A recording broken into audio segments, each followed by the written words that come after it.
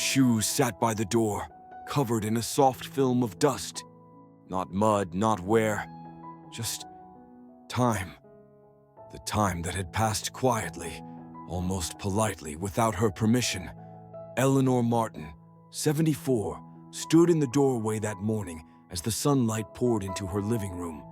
She looked down at her walking shoes, gray with pink trim, once her trusted companions every morning at 6:30 a.m. Shoes that had followed her across trails, sidewalks, and grocery aisles. No, they hadn't moved in 3 weeks. She whispered without thinking, "I used to walk every morning." It wasn't dramatic. It wasn't sad. It was just honest. She didn't stop walking because of some major illness. She didn't trip. She didn't fall. She just started feeling heavy, slower, like her body was slowly entering a season of walking less. Not by force, but by fatigue. First, it was every other day, then only on sunny days, then only when her neighbor, Rita, texted her first.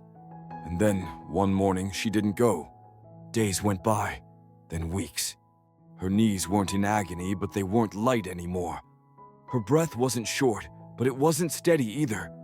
Her thoughts weren't foggy, but somehow the mornings felt duller. Most people might say she was slowing down. But Eleanor didn't realize, and many don't, that walking less after 60 can be more than just aging. It can be the body's whisper that something deeper is shifting. Circulation, balance, cognitive sharpness, confidence, all of it gently changing, softly slipping. And when we don't notice early enough, we believe we're supposed to fade. That decline is natural. That independence has an expiration date. But what if that wasn't true? What if walking less didn't mean losing more? What if your body wasn't giving up, but instead asking for a new kind of care? One rooted in healthy aging, a way of living that's gentle, mindful, and quietly powerful. Because healthy aging isn't about pushing harder. It's about moving smarter. Eleanor didn't need to climb mountains. She didn't need a fitness tracker or a treadmill. She needed a reset, a gentle shift. She needed 5 things. Just 5 simple, repeatable actions from her favorite chair, from her bathroom mirror, from the edge of her bed. Those are the 5 things we're about to share today with seniors. Hi, I'm Dr. Calvin Rowe. I'm 76 years old, and I've spent over 5 decades helping older adults regain mobility, balance, and, most importantly, hope. I'm not here to tell you to walk 10,000 steps. I'm not here to guilt you into exercising, because I've seen firsthand, at community centers, in-home visits, and late-night hospital calls, that healthy aging isn't about doing more. It's about doing what matters, what fits your rhythm, your energy, your life.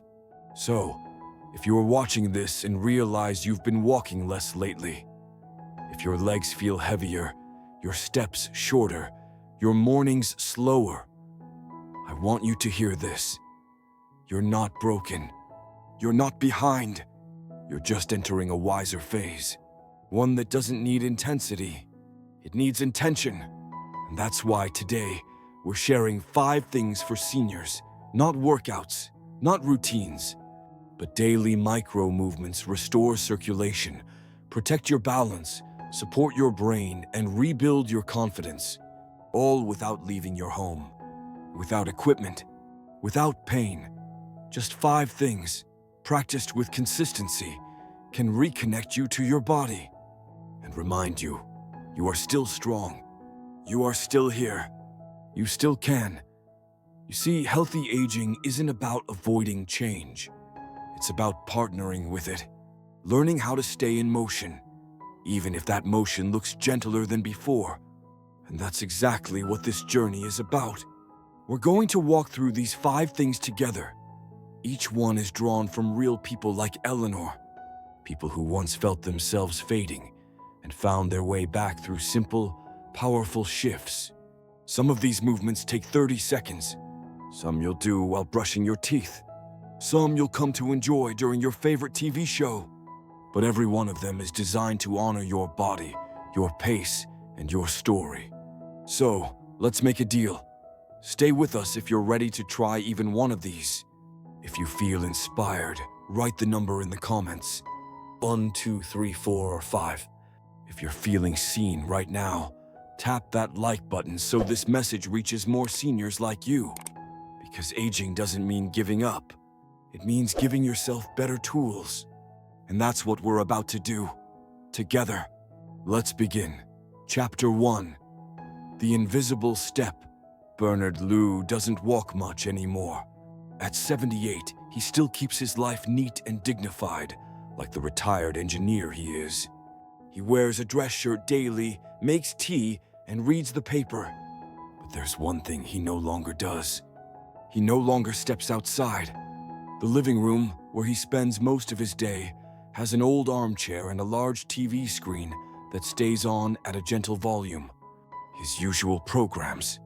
Afternoon news and a few history documentaries about the wars. His feet rest lightly on a small ottoman, wrapped in thick socks, swollen just a bit.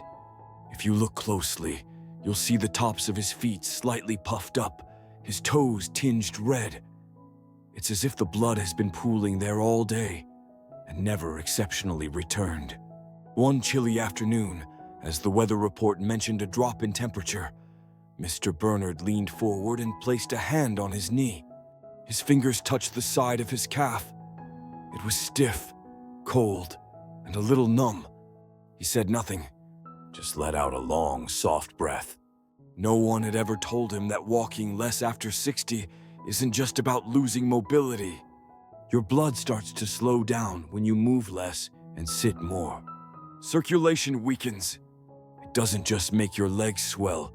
It can starve your brain of oxygen, make your mind feel sluggish. And sometimes, it can feel like you're slowly fading away. No one had told him that not walking much could lead to blood pooling, increasing the risk of clots. Or worse, a silent stroke if left too long. Mr. Bernard wasn't lazy.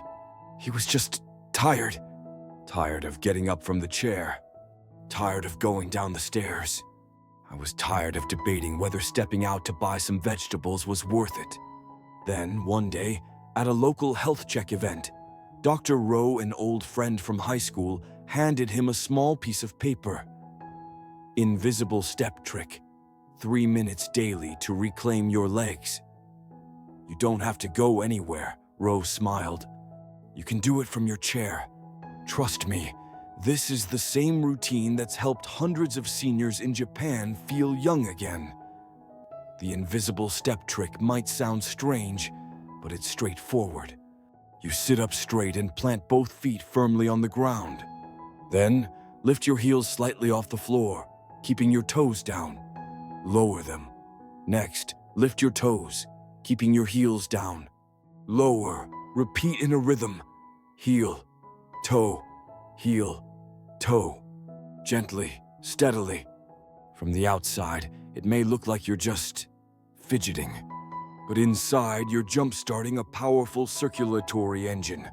Why does this little movement work so well? Because when you lift your heels and toes like that, you're engaging your calf muscles. One of the body's most important blood pumps. These muscles push blood from your legs back toward your heart, working against gravity. Done regularly, this movement reduces swelling, eases numbness, increases oxygen to the brain, and helps keep your mind alert, and especially for older adults who often sit for long stretches. This is one of the safest ways to keep your blood flowing. No need to stand, no need to strain. Just 3 minutes a day can reduce leg swelling, improve sleep, ease nighttime aches. Most importantly, remind your legs that they're still needed. A few days later, Mr. Bernard gave it a try. At first, he did it while watching the evening news. He didn't feel much, but by the third day, he noticed something. His feet felt warmer. His knees didn't ache as much. And when he stood up to walk to the kitchen, He didn't need to brace himself on the table. 1 week passed, and he began doing his invisible walking early mornings while the tea was steeping. 2 weeks in, he gently flexed his ankles while listening to the radio. By week 3, he reclaimed a simple joy, walking down the block to buy the newspaper himself. "I don't feel like my legs are a burden anymore," he said. "Just 3 minutes each night, and it feels like I've got my legs back." You might be thinking, that sounds too simple. And yes, it is simple. But something extraordinary happens when you repeat small things at the right time, in the right way, especially at 60, 70, or 80. Your body isn't asking you to work harder. It just wants to be reminded that you're still alive, that your blood is still moving, that your feet are still touching the earth, and that you still have a choice to sit still or to wiggle gently and keep yourself moving. Now it's your turn. Sit upright on your chair. Place both feet firmly on the floor. Lift your heels, then lower. Lift your toes, then lower. Repeat for 30 seconds. Do you feel a little warmth in your calves? Do you feel your blood remembering its path? That's the first gift of the invisible step trick. If you will try it today, type STEP in the comments to let us know you're joining. And if you're choosing this as your #1 daily exercise, type 1 below. These numbers you leave are more than feedback. They're signals to YouTube that you and thousands of others want safe, gentle, meaningful movements like this. And we'll keep making more as long as you keep showing up. In the next chapter, you'll meet Diane, a woman who once lost her balance just brushing her teeth, and discovered that with just a toothbrush and a little courage, you can improve your balance and even your memory, all through a simple daily habit. We call it the Toothbrush Balance Challenge. See you in Chapter 2. Chapter 2. Balance in a Small Habit. Diane Willis was no longer the confident, steady woman she remembered from years past. At 69, after an unexpected fall in the bathroom while bending down to pick up her toothbrush, she began to fear her own home. Not because it was dangerous, but because it reminded her that even a familiar tiled floor could betray her when her balance wasn't what it used to be. That morning, standing in front of the mirror with her electric toothbrush softly buzzing in her hand, Diane looked down at her feet, both legs trembling slightly as if bracing for a sudden gust of wind. She stood close to the sink, close enough to lean against it if she felt unsteady. And truth be told, she had done that more than once. What scared Diane wasn't the bruise from the fall. It was the feeling that she was no longer controlling her body. She started avoiding situations that required her to stand too long. Once, she even brought a plastic stool into the bathroom to sit while brushing her teeth. "It only takes a second, Diane," she would remind herself. But that exact 1 second could cost her an entire day of fatigue and self-blame.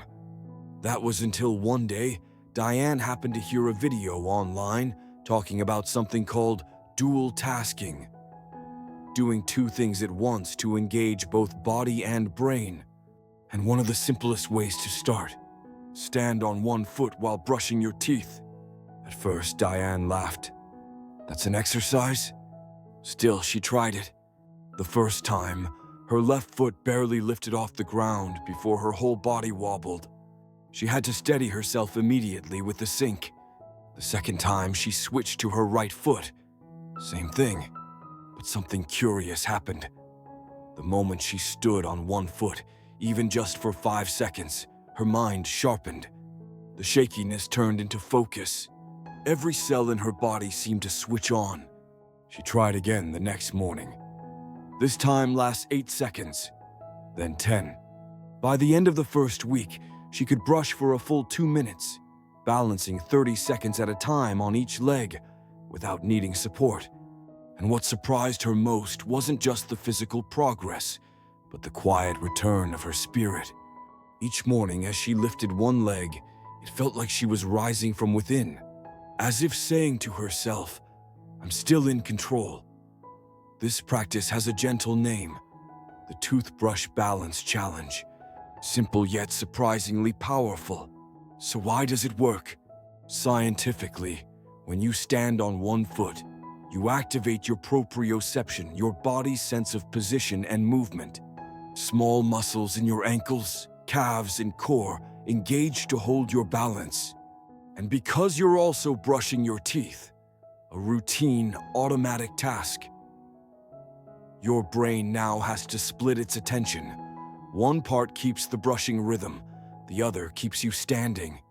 That's when your brain gets to practice coordination between movement and executive control. Studies show that older adults who perform these dual-task exercises often develop quicker reflexes, sharper memory, and significantly lower fall risk. No gym is required, no personal trainer, just a toothbrush and a little patience each day. After 2 weeks, Diane noticed she wasn't just more stable while brushing. She felt more confident stepping into the kitchen, holding a glass of water, or walking down the hallway without touching the wall. Her sense of control didn't return loudly. It crept back, soft and steady, like morning light slipping through the curtain. "I'm not just balancing," Diane said, her eyes glowing with quiet pride. "I'm reclaiming my autonomy." That sentence made Dr. Rowe, who had been tracking her progress, smile. Because to him, autonomy isn't a mechanical issue. It's a life value. When you believe you still have command over your body, you move differently. You lift your head higher. You step out your door with brighter eyes, a steadier heart, and a quiet belief that growing older doesn't mean giving up control. If you're reading this, try it right now, or do it tonight while brushing your teeth. Lift your left foot first. Hold it gently, don't tense. If you feel wobbly, lightly touch the wall or the sink. It's okay if you only manage 5 seconds. It's okay if you sway. Each attempt is a message to your body that you're reawakening a balance that was always yours. And if you're ready to commit to this tiny daily practice, type balance in the comments to let us know you're beginning this journey with Diane. If this is your second exercise, comment on the number 2 under the video.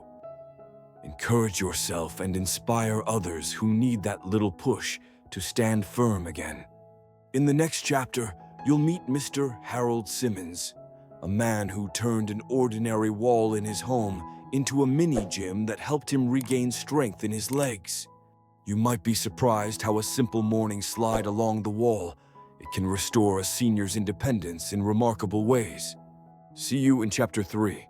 Chapter 3. Lean on the wall. Lean on yourself. Harold Simmons was never one to sit still. All through his 60s, he mowed his lawn, fixed the dishwasher by hand. They even climbed a ladder each fall to clean out the chimney. But as he entered his 80s, Harold began to notice something. It's not something dramatic, like a significant fall. A quiet shift that showed up in the seconds it took to rise from a chair, in the stiff mornings struggling to tie his shoes, in the tired crack of his knees every time he turned too fast. One afternoon, Harold sat in his favorite chair by the window, just like always. His hands gripped the armrests tightly when he leaned forward to get up.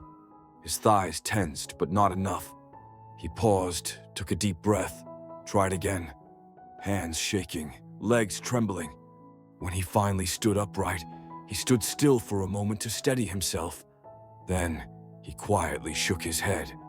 No panic, no pain, just a quiet truth. My body is pulling back. He didn't tell anyone. Not his wife, not his kids, not even his doctor. Because he knew what they'd say. Then stop. Let us help. But Harold didn't want to stop. He wanted to walk into the garden, carry out his trash. He wanted to stand for himself. At a routine checkup, Dr. Rowe asked him if he was doing any exercise. Harold gave a tired smile. "I used to be strong, Doc. Now even standing is a challenge." Ro, as always, didn't offer pity. He didn't say anything cliché. Instead, he pulled out his phone and showed Harold a photo. An older man is leaning against a wall, sliding down as if sitting in an invisible chair. "This is an exercise I call the wall glide squat," Ro said. "You don't need a gym. You don't need weights. You need a wall and a promise to yourself." Harold tried it that very night. He picked an empty patch of wall in his bedroom near the window, stood upright, flat against the wall, feet about 12 inches forward. Slowly, he slid downward, knees slightly bent, as if lowering into a low, invisible chair. He held the position for only 5 seconds. Before his legs started to shake, he had to stand back up. But those 5 seconds made him feel proud. Because after so many days of pushing himself up with his arms, he felt, for the first time in a long time, his thigh muscles kick in. Muscles he thought had long gone to sleep. The wall glide squat is a simple yet powerful exercise. When you slide your back down a wall, your weight spreads evenly, reducing pressure on your joints. At the same time, your major muscles, the front thighs, glutes, hips, begin to work together. These are called your anti-gravity muscles, the ones that help you stand, walk, climb stairs, or even cook while standing. In older adults, these muscles don't weaken because of laziness, but because they're no longer being called on. When you sit too much, your brain stops sending signals to activate them. And over time, you lose the ability to stand up on your own. Harold realized this after a week of steady effort. At first, he could only hold the squat for 5 seconds. Then he reached 10. By the second week, he was able to glide down a little deeper, hold the position through a full breath. Each time he finished a round, his legs burned a little, his blood flowed stronger, and that old familiar feeling returned. "I'm alive." By week 3, Harold was doing 3 squats each evening. Then one day, he tried to stand up from his chair without using his hands. The first time he couldn't. The second time almost. The third time he did it, he stood up using only his legs. "I don't need a gym," he chuckled. "I just need a wall in my own home." And the truth is, what Harold reclaimed wasn't just muscle. It was a sense of being strong enough to take care of himself. To him, that was the most precious kind of freedom. No travel is required. No heavy weights. No personal trainer. All he needed was to stand before his wall, in the home where he lived every day, and give his body a straightforward signal. You still have strength worth keeping. If you're finding it more challenging to rise from a chair, if you hesitate before bending to pick something up, if you find yourself needing more help with the little things, then maybe now is the time to try the wall glide squat. Just begin. Stand with your back to the wall. Step your feet forward a little. Gently slide down as if sitting in the air. Hold for a few seconds, then rise again. Whether it's 3 seconds, 5, or 10, you've just trained yourself to rise stronger tomorrow. And if you're ready to try it, type wall in the comments below.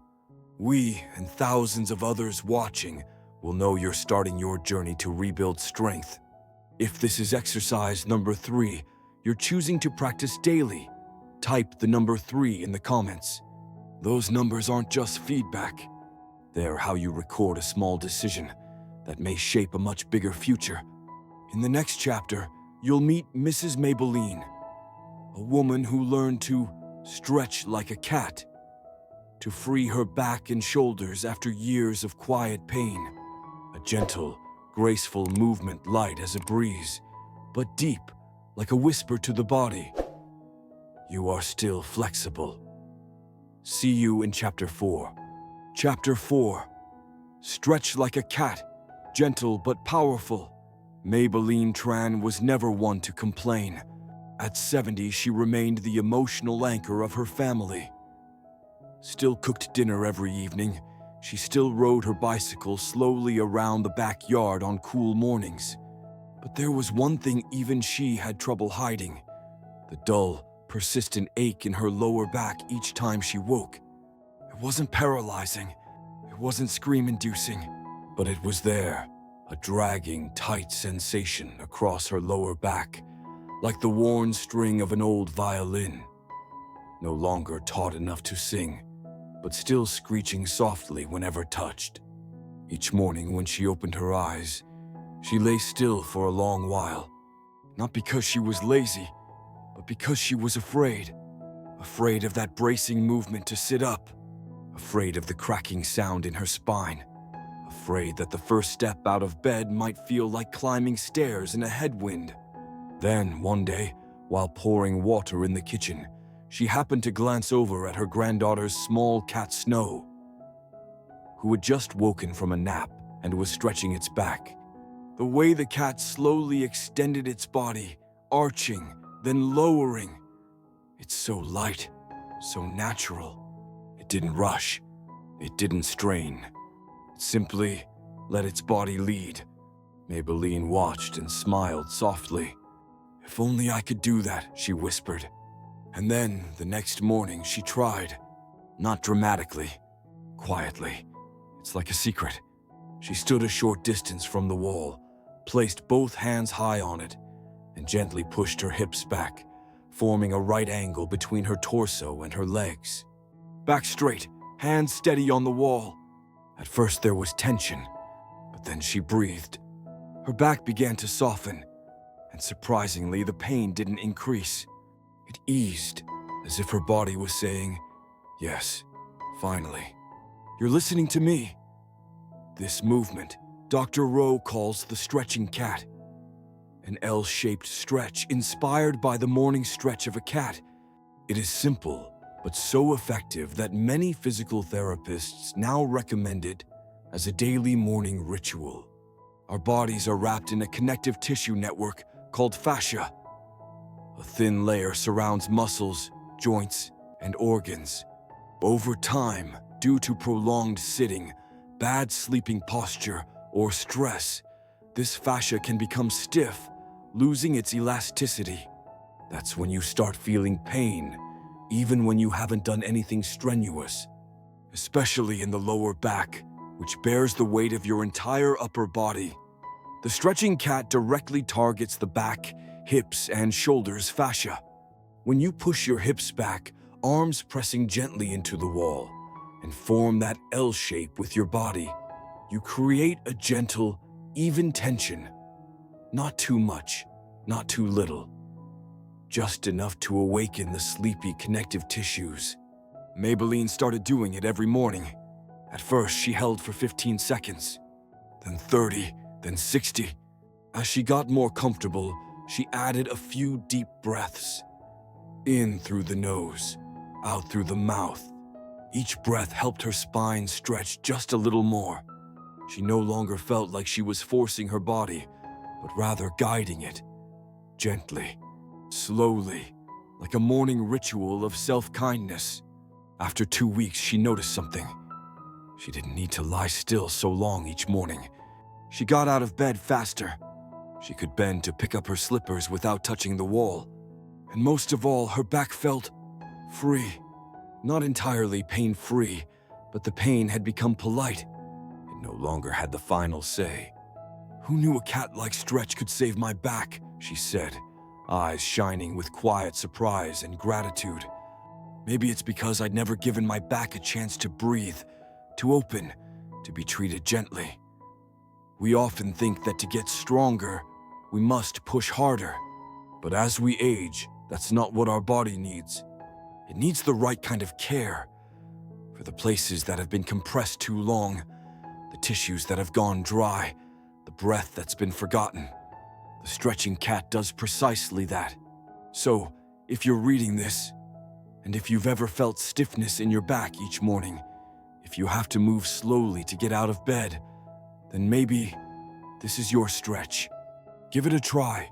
Stand about 1 arm's length from a wall. Place your hands on the wall at shoulder height. Step back until your body is parallel to the floor, forming an L. Push your hips backward. Don't force anything. Just breathe. Inhale, feel your spine lengthen. Exhale, let your shoulders and neck relax. Hold for 30 seconds. Feel the release. Feel the pain retreat. Feel your breath return to your body. And if, afterward, you feel even a little lighter, a little softer, please comment "cat" so we know you're stretching alongside us.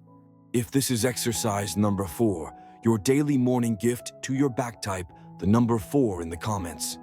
Because some exercises aren't just for the body. They're gifts for the soul, for patience, for gratitude, and for the gentleness that aging truly needs. We'll see you in Chapter 5. Here, you'll discover a surprisingly powerful move. By simply tapping one hand on the opposite knee, you can activate both sides of your brain, improving memory and alertness in just 2 minutes. Don't miss it. Because this final exercise doesn't just wake up the body, it helps you feel like your mind is lighting up again. See you in the next chapter. Chapter 5, Touch to Connect, Hands, Memory, and Breath. Walter Kim had been drinking tea every morning for over 40 years. A simple, steady ritual. So regular it felt almost sacred. But lately something began to trouble him. He couldn't remember if he'd added sugar. One morning he sat at the same kitchen table, hands wrapped around a steaming cup of tea. His eyes looked out into the garden, where his wife's cactus pots stood quietly under the morning sun. But his mind was foggy.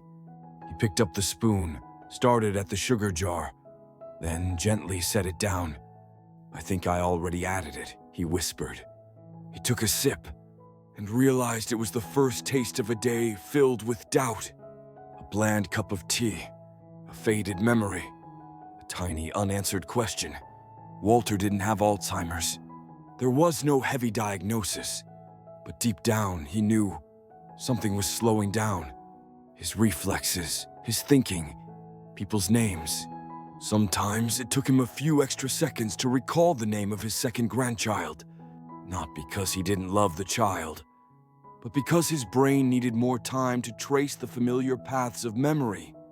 Then, one afternoon at a senior wellness club, Dr. Rowe offered a small challenge. Touch your right hand to your left knee, then switch slowly. Focus on your breath. Just try it each morning.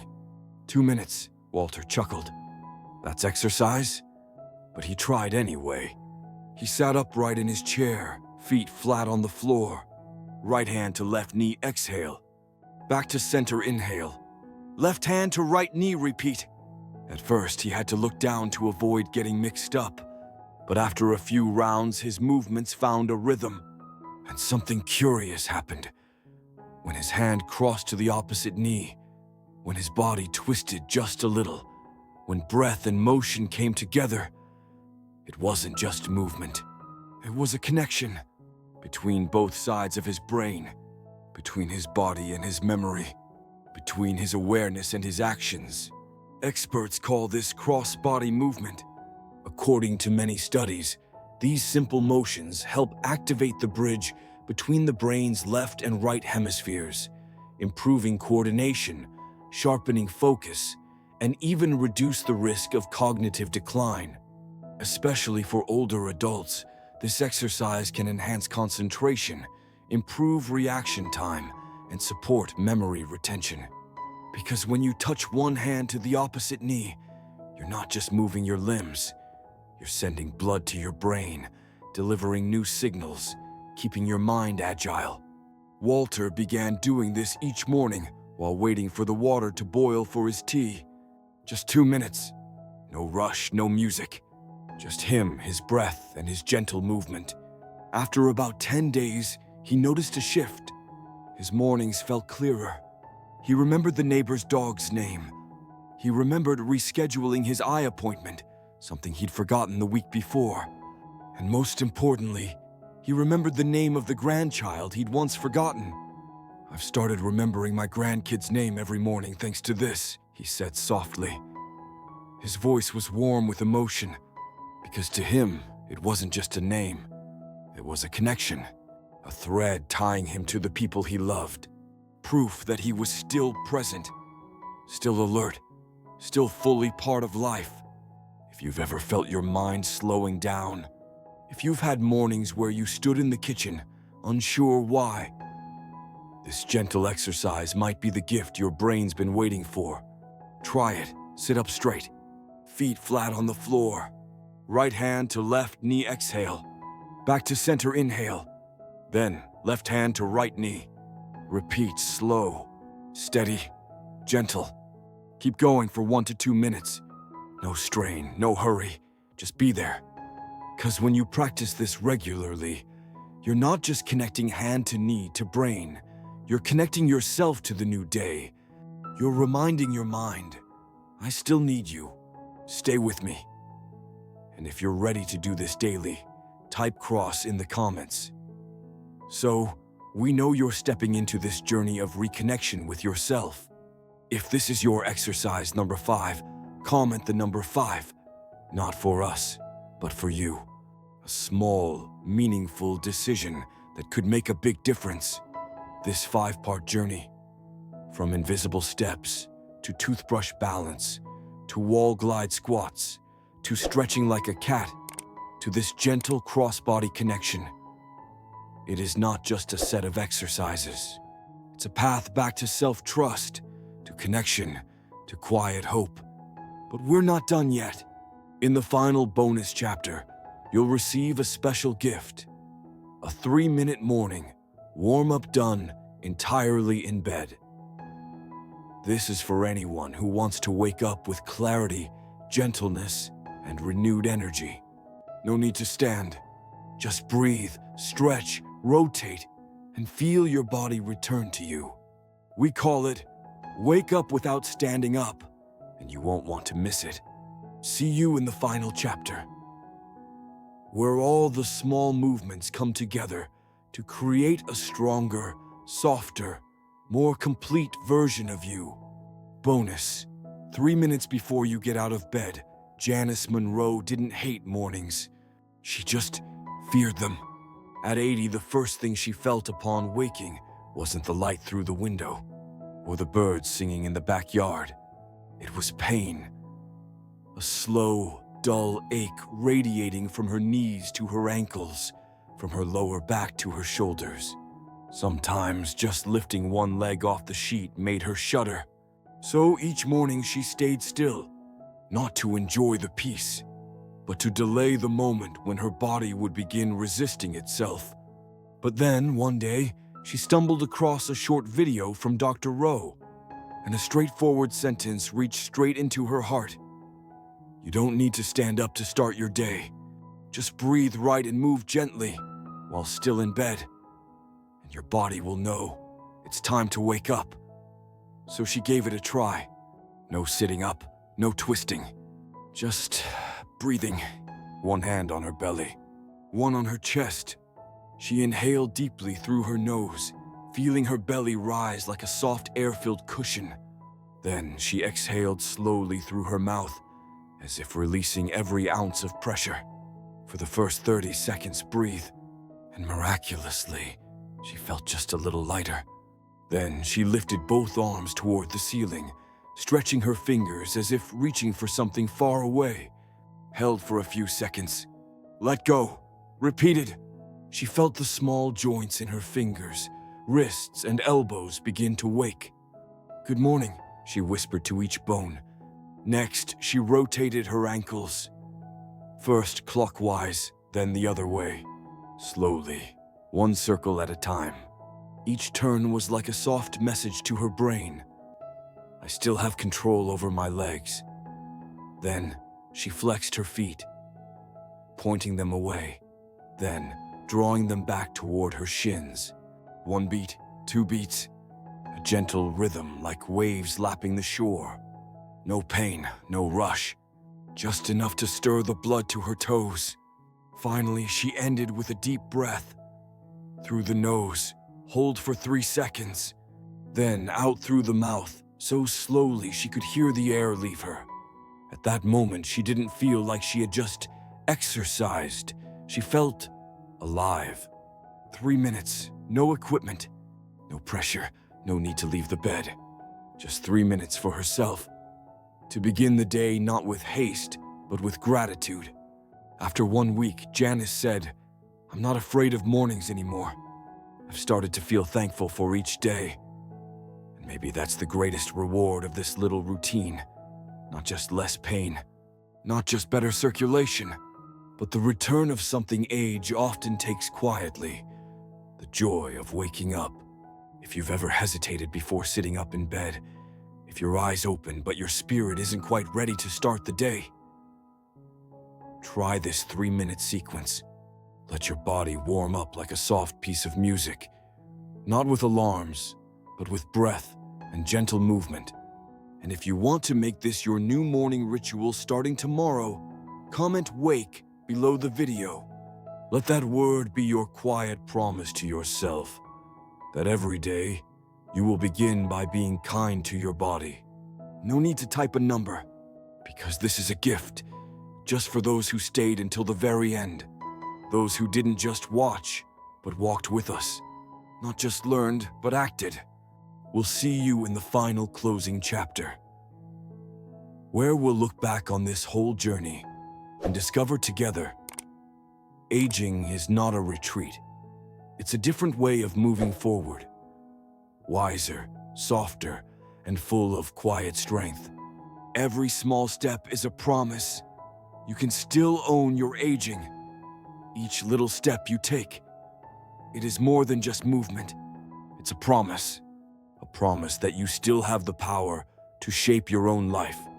Whether you're 60, 70, or 80, you can still choose healthy aging. Not by running faster, but by moving gently, consistently, and in the right ways. We're not here to offer miracle exercises. We're simply sharing what has helped thousands of older adults feel clearer, steadier, and more confident each day. From invisible steps while sitting, to balancing while brushing your teeth. From turning a wall into a mini gym, let a sleepy cat become your stretching teacher. From cross-body touches that wake up your brain, to deep breaths that ease you into the morning without fear. This isn't just 5 things for seniors. These are 5 milestones, 5 choices, 5 ways you tell yourself, "I'm still here. I still want to live well, and I won't let walking less end my vitality." So today, which one will you choose for yourself? Comment below with numbers 1 to 5 or all of them. Let us know when you've begun. If one of the exercises made you smile or felt doable, that's enough reason to mark it with its number. And if you know someone over 60, someone who needs a little encouragement, a bit of guidance, a little hope, please share this video with them. Because sometimes, just a simple line like, "Hey auntie, this exercise number 3 is super easy. Why not try it?" Who is all it takes to start someone on a path of self-care. They forgot they deserved it. Finally, we want to say this. Don't let another day pass in stillness. Try just one thing, then tell us how have you changed. Aging is not the end of the movement. It's a turning point where you learn to walk in a new way. Stronger, softer, and more meaningful than ever. Thank you for staying with us to the end of this video. And don't forget hit subscribe and turn on the bell, so you won't miss any upcoming guides from Graceful Aging Co., where you'll always have a community, choosing to live well, live joyfully, and live truly, at any age.